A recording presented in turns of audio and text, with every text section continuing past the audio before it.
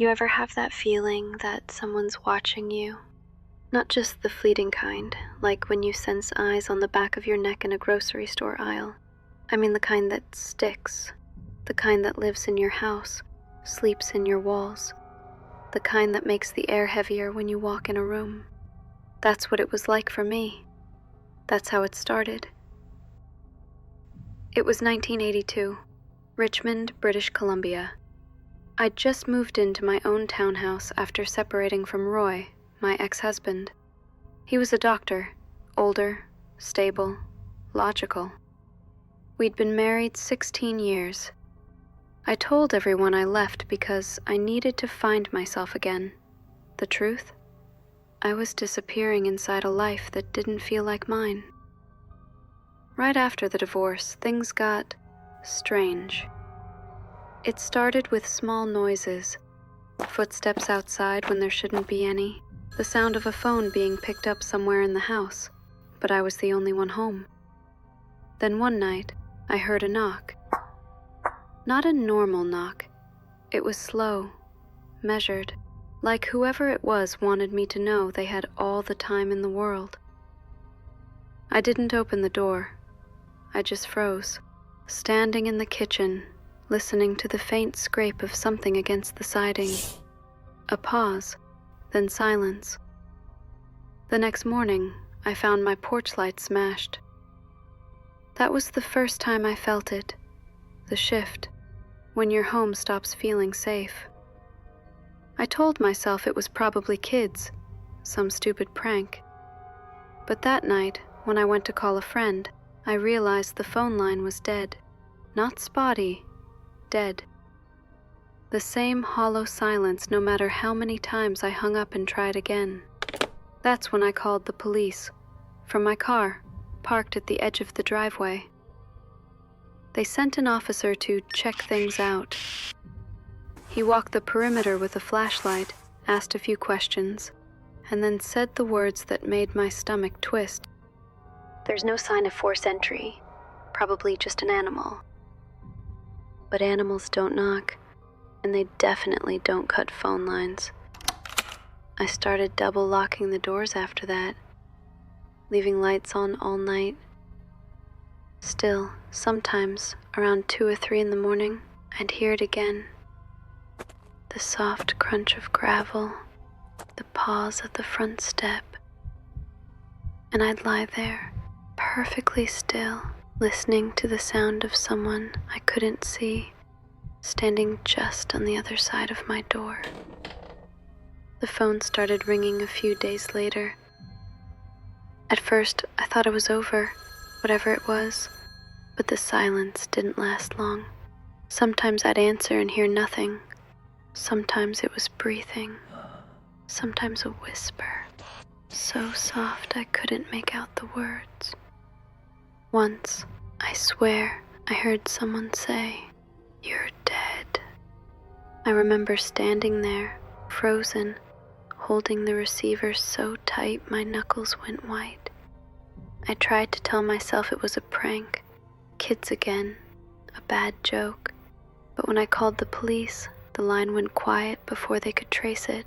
They logged the report, promised to look into it. That was all. At first, people thought it was just crank calls. Even I tried to believe that, but the calls didn't stop. They changed. They started coming late, always after midnight, the kind that wake you up from a dead sleep, heart pounding, before you even pick up, the kind that make you start to dread your own phone ringing. Then they started again at work, at the preschool. I'd be helping one of the kids zip up their coat when the phone behind the desk would ring, and that same static-filled silence would fill my ear. Once, there was laughter, a low, rasping sound that didn't belong to anyone I knew. Even after I changed my number, unlisted, private, they found it. How? That's the part that never made sense. I asked the phone company, begged them to trace it again, but there was nothing to trace. The calls weren't showing up on the logs. It was like they weren't coming from anywhere. That's when I stopped answering, stopped sleeping, started watching the windows at night because somehow I knew whoever it was wasn't done yet. I'd been living with a tension for months and it was starting to wear me down. Sleep deprived, jumpy, paranoid. Every little sound became a threat. The heater kicking on, the creak of the house settling. Even silence felt loud, like the air itself was waiting for something to happen. Then, one night in January 1983, it did. They found me lying in my front yard, half in the snow, half in the grass. A nylon stocking tied tight around my neck, my hands bound behind me. I remember flashes, cold air, the weight of someone behind me, a voice, low, close to my ear. Then nothing. When I came to, there were lights flashing everywhere, police, neighbors, paramedics. I couldn't get enough air to speak, but when I finally did, I told them I'd been grabbed from behind, dragged outside, strangled until I blacked out. They asked me what my attacker looked like. I said I didn't see him. That didn't go over well. They started exchanging looks, the kind people give when they've already decided something. They said there was no sign of forced entry, no footprints in the snow except mine. They said the knots looked too precise, like something you'd have to practice. Then they started hinting. Maybe I'd done it to myself. You ever have someone look at you like you're crazy while you're terrified? It's worse than the fear, because now you're not just fighting what's out there, you're fighting what they think of you. And the moment that happens, you start to realize how easy it is to disappear in plain sight. The letter started soon after that. At first, just one, folded into a plain white envelope with no return address. Inside, a single word cut out from a magazine. Soon. I remember staring at it for a long time, the edges of the paper trembling in my hands. There was something almost childish about it, like a prank, until the second one came. This one was worse. Messy handwriting, jagged letters that pressed deep into the page, as if whoever wrote them was shaking or angry, or both. You can't hide. Then another. Dead meat. Soon, Cindy. Sometimes they'd be stuffed into my mailbox, sometimes taped to my front door. Once, I found one tucked under my doormat. Whoever left it had been standing right where I was now, waiting. But the one that stayed with me was the one left on my car. I came out one morning and saw the paper fluttering against the windshield. The cop said there were no fingerprints, no useful evidence, just words on paper. But they weren't just words to me. Each one felt like a countdown. Every time I saw an envelope, every time I turned a corner, I wondered if this was the day it would end. Because whoever was doing this, they wanted me to see. They wanted me to wait. It's strange how fear changes your brain. It starts small, little slips, moments you can't quite trust. I'd walk into a room and swear I'd left the light off, but it'd be on. My pillow would be on the floor when I woke up. A photo frame turned slightly, just enough to make me wonder if I'd done it without realizing. I kept telling myself there had to be a reason. Maybe I was distracted. Maybe I was just tired, but deep down, I knew better. Something or someone was inside my life now, rearranging it piece by piece. I told my friends, my family. They tried to help. They said I needed rest, that I was under too much stress. I even moved in with a friend for a while, Agnes. She was kind, steady. We thought maybe if I wasn't alone, it would stop, but it didn't. One afternoon, Agnes came home early. She found me in the basement, hands and feet tied, a nylon stocking around my neck again, a knife sticking through my hand, pinning it to the floor. I was barely conscious. I told her I'd been attacked. She called the police. They didn't find anyone. No footprints, no broken windows, no forced entry. And that's when the whispers started.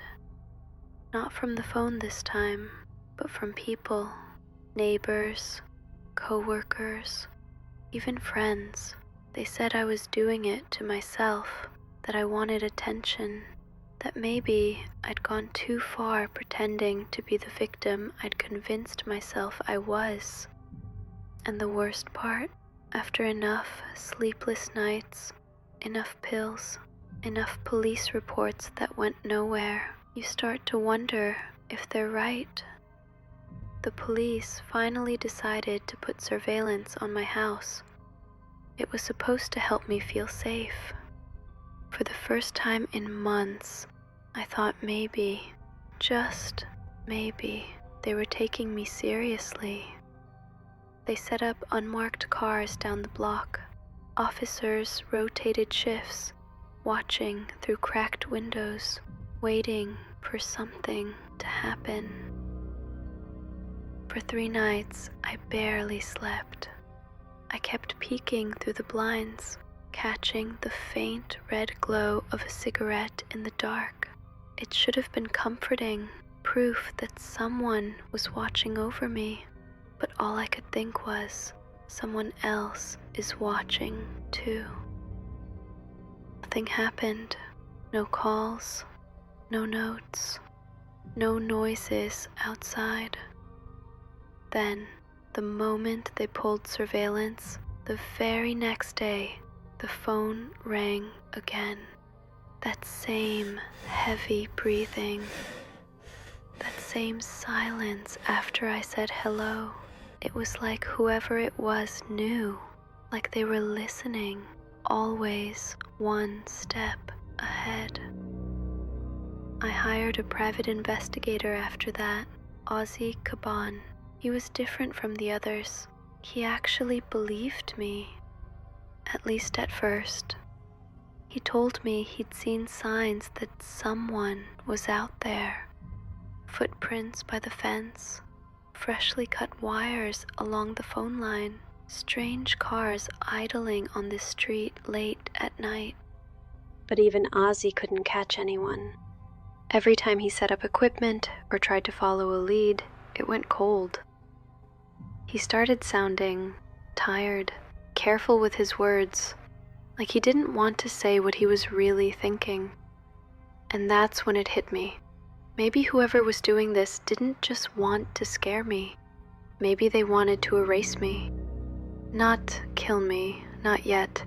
Just make sure that when I finally broke, no one would believe a word I said. You know what happens when no one believes you? You stop trusting your own senses. Every creak in the floorboards sounded like footsteps. Every flicker of a shadow meant someone was already inside. I stopped sleeping in my bed because being horizontal felt too vulnerable. I'd sit up in a chair by the window, wrapped in a blanket, watching the streetlights until morning. I stopped eating. My stomach was always tight, my nerves buzzing. Coffee became meals, fear became fuel. Every sound was a threat. A knock, a car door, even the phone ringing at work. I jumped everything. I started moving from house to house, 5 times in total. Each time I told myself this would be the one, the safe one. But safety doesn't exist when the danger comes with you. I changed my name, got an unlisted number, new locks, new neighbors. But the calls followed, the letters, the feeling of being watched. Once, I checked into a hospital, not because I was hurt, but because I thought maybe there, behind locked doors, I'd finally be safe. But the phone rang there too. No voice, just breathing. Even in a place built for protection, they found me. How do you fight someone who doesn't exist on paper? Someone who leaves no trace but takes everything from you, your safety, your credibility, your mind? You don't. You just try to survive long enough to make someone believe you were telling the truth. It was December 1985, cold enough that your breath hung in the air like smoke. My friend Tom came by that night. He was just stopping in to check on me, the way people do when they don't know what else to say. When he opened the garage door, he found me half conscious on the floor. I'd been beaten. A knife driven straight through my hand. Again. Nylon around my neck. Bruises blooming across my throat. I remember the blur of movement. Tom shouting my name, the echo of footsteps, the metallic tang of blood and oil in the air. Then paramedics. Lights, hands lifting me, voices I couldn't make sense of. When I came to in the hospital, it was the same routine as before. Questions, doubt. They asked me, "Cindy, did you do this to yourself?" I said no, of course not. Who would do that? But they didn't say anything right away. They just exchanged that look, the one I'd come to know too well. The quiet kind of disbelief that hurts more than the bruises. Because by then, they'd made up their minds. No sign of forced entry, no fingerprints but mine, no witnesses. The report would say self-inflicted, another episode. And the worst part? Lying there in that hospital bed, staring at the white ceiling, I started to wonder if they were right. If fear and exhaustion could twist reality so completely that you'd start hurting yourself just to make the noise stop. That thought stayed with me longer than the pain, because once you start doubting your own memories, you're already halfway gone. By 1988, I was unraveling. There's no other word for it. I was on medication, seeing a psychiatrist twice a week, writing everything down in journals so I could prove, mostly to myself, that the things I remembered were real. I told them I was afraid, constantly, not just of whoever was stalking me, but of what people were starting to say about me. Paranoid delusions, attention-seeking, self-inflicted. Those words stuck to me like labels I couldn't peel off. I'd sit across from my psychiatrist, hands trembling, trying to explain that I wasn't crazy, that the phone calls were real, that someone had been inside my house. But the more I said it, the less it sounded true. Still, I knew what I'd lived through. The calls, the letters, the attacks. They were real. I'd felt the nylon tighten around my neck. I'd smelled the smoke from my burning home. Those aren't things you imagine. But even I started to lose track of what was real anymore. Some days I'd wake up and not remember what day it was. Sometimes I'd find things moved around the house again and couldn't be sure if I'd done it myself. Once, I found a photograph of me, tied up, bruised, half-conscious on the floor. I stared at it for a long time, waiting for something familiar to click, but it didn't. I couldn't remember when it was taken or who took it, and that scared me more than anything else, because it meant one of two things. Either someone else had taken it without me knowing, or I'd started to become my own ghost. May 25th, 1989. It had been a good day, or at least that's what my friend said later, that I'd seemed lighter, calmer, like something inside me had finally started to settle.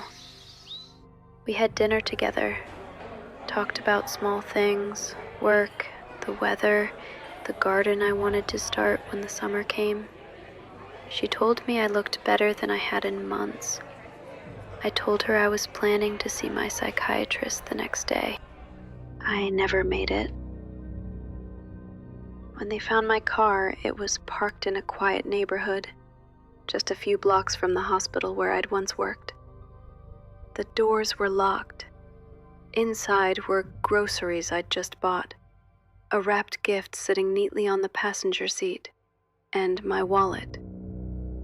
Blood was smeared on the driver's side door.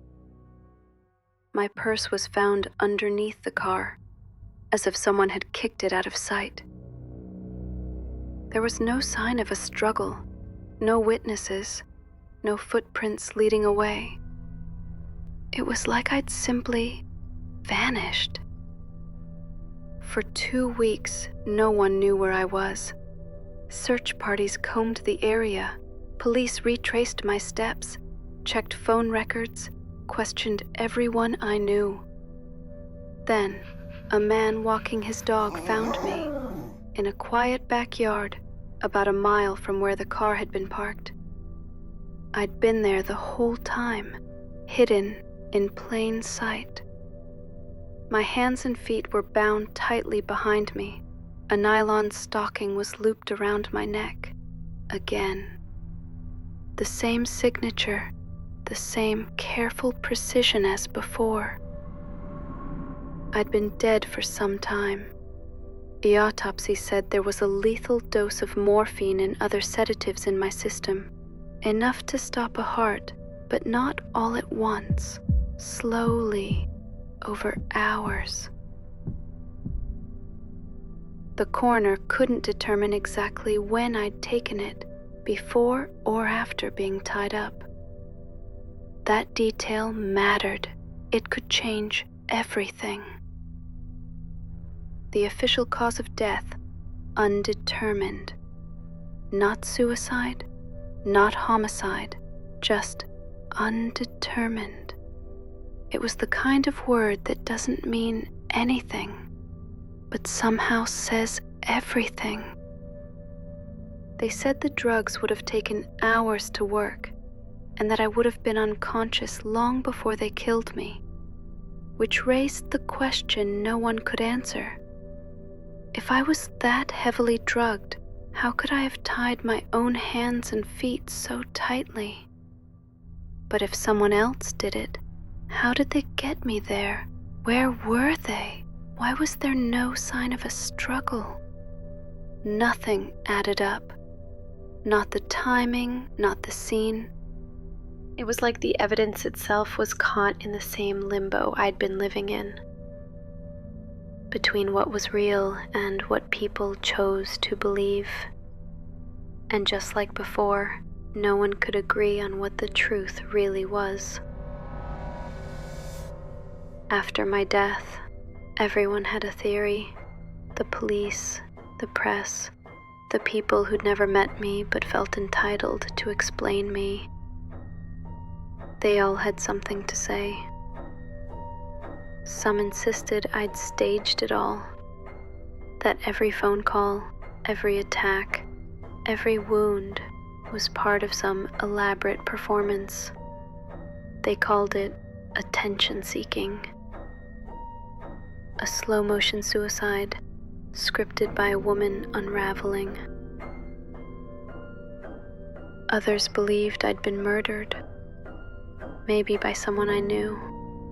My ex-husband Roy, a coworker, someone who knew my routines, who'd watched the investigation fall apart and realized they could finish the job without ever being caught. And then there were the few who believed I'd been right all along, that there was someone out there, watching, waiting, playing a game that ended the moment I finally couldn't fight back, because there were things that never fit the "she did it to herself" story. The knots on the bindings, intricate, practiced, consistent with restraint, not the kind you can tie when your hands are already bound. The phone lines, documented, physically cut multiple times, and the neighbors, more than one, who reported seeing a man standing near my house late at night, watching.